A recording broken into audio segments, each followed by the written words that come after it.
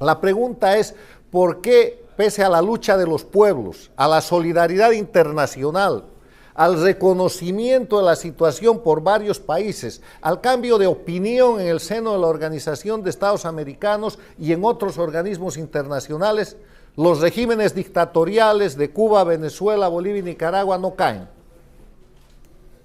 Y para explicar eso, yo he desarrollado lo que llamo la estrategia dictatorial del castrochavismo para mantenerse en el poder. Y analíticamente, desde el punto de vista del análisis de la realidad objetiva y de la ciencia política, la estrategia del castrochavismo para mantenerse en el poder tiene 4 elementos. El primer elemento es resistir en el poder a como dé lugar. El segundo elemento es desestabilizar a las democracias que representan para ellos una amenaza. El tercer elemento es politizar su situación para disimular de esa manera la condición de actores del crimen organizado que ellos tienen. Y el cuarto elemento es negociar permanentemente para mantener esa situación en el poder. Voy a desarrollar cada uno de estos elementos. Resistir en el poder, desestabilizar las democracias, politizar su situación y negociar. Cuando hablamos de resistir en el poder, estamos viendo cómo la dictadura cubana, la dictadura venezolana, la dictadura nicaragüense, la dictadura boliviana, tienen cantidad de masacres en su haber. La violación de los derechos humanos no es un problema. El adversario político es un enemigo. Y al enemigo lo eliminan, lo encarcelan, le asesinan la reputación o lo fuerzan al exilio. Y forman dentro de su país, dentro del país que controlan, forman simplemente un escenario en el cual construyen una oposición funcional. ¿Qué es una oposición funcional? Es como una jaula. La jaula puede ser muy grande o puede ser muy pequeña, pero quienes están en la jaula no pueden salir de ahí.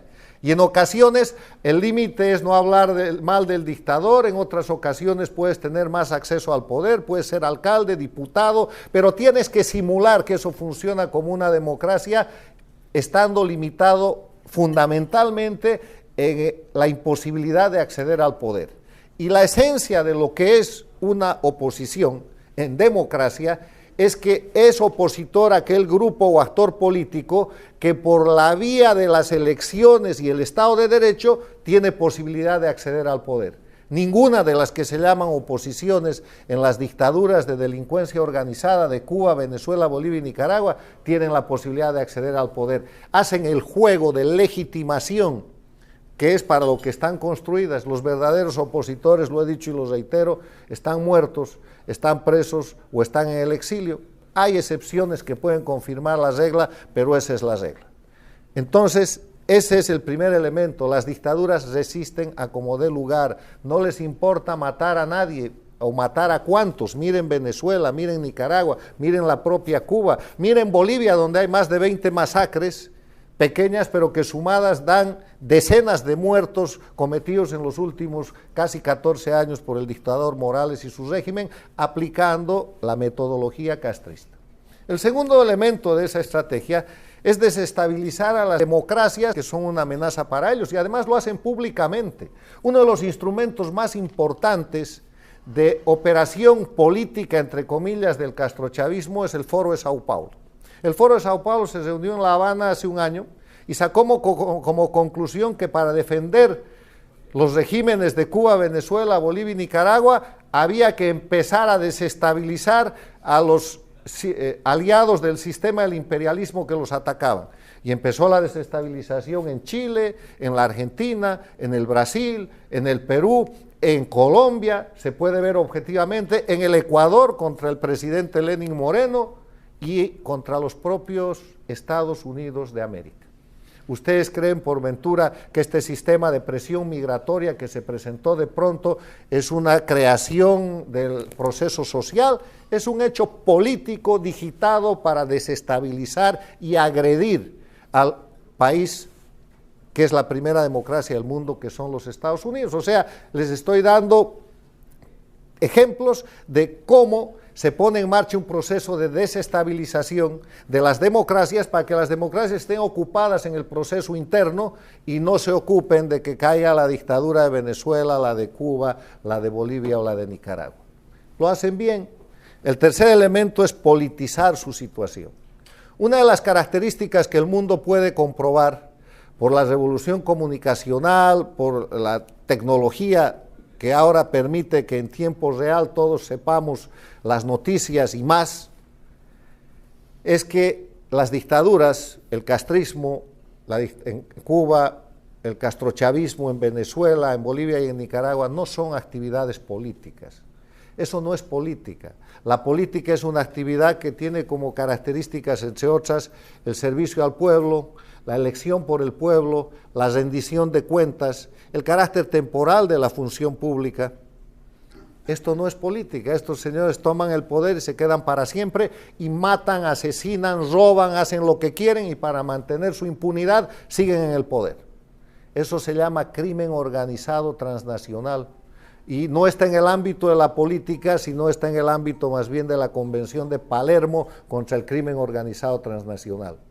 Pero ellos, para no ser presentados como criminales, para que no se termine de caer la careta de la simulación política, lo que hacen como tercer elemento de su estrategia para mantenerse en el poder es politizar. Se presentan como revoluciones, se presentan como defensores de los pueblos, se presentan como progresistas, se presentan como populistas, se atribuyen ideologías que ya están superadas por la historia, son izquierdistas, son socialistas, son inclusive comunistas, cualquier cosa que les sirva para no caer en el verdadero ámbito donde están, que es el crimen organizado transnacional. Y en eso consiste la politización. O sea, los Castro se creen políticos cuando en verdad son criminales. Chávez y Maduro reclaman condiciones y fueros como políticos e inclusive como dignatarios de Estado cuando en verdad son criminales. Ortega y Evo Morales hacen exactamente lo mismo porque la politización los beneficia en aprovecharse del Estado, en presentarse como gobernantes y en privilegiarse con la serie de inmunidades y de beneficios que esa situación trae. El cuarto elemento es negociar, y lo estamos viendo hoy en día en el tema de Venezuela. ¿Qué número de negociación es esta entre la dictadura venezolana y la oposición venezolana? Yo ya he perdido la cuenta. Han negociado siempre. Esta es la enésima negociación en la que esta vez el presidente Guaidó, sin ser reconocido como presidente, ha aceptado una negociación en Barbados, que es la continuación de la negociación de Noruega. Noruega arma la negociación y la lleva adelante y Noruega no ha reconocido a Guaidó. Entonces, en esa dinámica, el negociar es una manera de adquirir un balón de oxígeno, es una manera de tener un poder de sobrevivencia de parte de las dictaduras. La negociación es el instrumento preferido para dilatar, para distender, para volver a empezar, para dividir al adversario, para hacerle perder fuerza y para poner en marcha un nuevo momento del proceso dictatorial. Esa es la estrategia, es muy sencilla y funciona en Cuba desde hace 60 años, en Venezuela desde hace 20 y en los otros países, en Bolivia y Nicaragua desde hace casi 14. Y yo quiero hacer hincapié en que tenemos que conocer su estrategia, que viene mezclada, que viene, estos cuatro elementos se mezclan de acuerdo a la situación. Un día reprimen, meten 200 presos políticos, al día siguiente están negociando los presos políticos que van a liberar, entonces sueltan 50 y la oposición se cree que es un gran triunfo y la comunidad internacional cree que las cosas están cambiando. En medio de eso ellos se presentan como actores políticos importantes, pero el tráfico de drogas sigue inundando el mundo y siguen operando a favor del terrorismo islámico y siguen llevando adelante actividades criminales, y mientras todo eso suceda, ellos están reclamando incluso premios internacionales como actores políticos en favor de los pueblos, de unas revoluciones que no son revoluciones, son acciones de crimen organizado que solamente han llevado a los pueblos a la miseria. Esta mi exposición sería incompleta si es que no planteo cómo hacer para que esta estrategia fracase y cómo derrotar de una vez a las dictaduras. Y pueden haber muchas sugerencias estudiando la estrategia, estudiando los elementos de la estrategia, que los he planteado, los he publicado y los tengo sometidos al público político y académico para su análisis, enriquecimiento y para su aplicación. Yo creo que si reconocemos que resistir en el poder, desestabilizar las democracias, politizar su situación criminal y negociar, son los 4 elementos fundamentales de la estrategia de resistencia de las dictaduras castrochavistas en las Américas, lo primero que hay que hacer es conocer y denunciar esta estrategia, para que la gente no caiga de nuevo en la trampa de la negociación, para que la gente deje de reconocer como políticos a los criminales, para que la comunidad internacional y la prensa libre internacional, en esa libertad de prensa que no hay en estos países dictatoriales, muestre los crímenes de estos grupos que detentan el poder en Cuba, Venezuela, Bolivia y Nicaragua, y avancen en mecanismos de presión que los obliguen a dejar el poder. La otra cosa que planteo es que hay que tomar iniciativas. Esta estrategia del castrochavismo está limitando a los defensores de la libertad y la democracia en los países comprometidos, en Cuba, Venezuela, Nicaragua y Bolivia, pero también en las Américas y en el resto del mundo, a ser reactivos. Denme ustedes un ejemplo de una reciente iniciativa para terminar con la dictadura en Venezuela o en Cuba. En Venezuela la negociación, no, si eso es su estrategia. En Venezuela, en Nicaragua, la liberación de los presos políticos con más negociación, esa es la estrategia del castrochavismo. Hay que dejar de ser reactivos y hay que pasar a tomar la iniciativa. ¿Qué iniciativa? La que plantea el momento, la situación y la gente que está trabajando en sus países para liberarlos.